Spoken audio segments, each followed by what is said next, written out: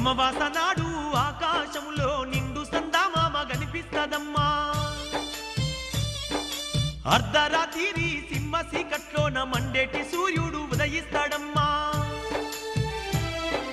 సర్వజాతులు సంకరమయ్యి శంకరులే సామ్రాటులైతారమ్మా. మునుముందు జరిగే వింతల్లి గనవమ్మ, నేను చెప్పేవన్నీ జరిగి తీరుతాయమ్మా. వావి వరసలు మచ్చు కన్నా లేక మానవత్వమే చచ్చిపోతుందమ్మా. పగలేమో అన్నా చెల్లెళ్ళు అనుకుంటూ రాత్రుళ్ళు రతులల్ల మునిగిపోతారమ్మా.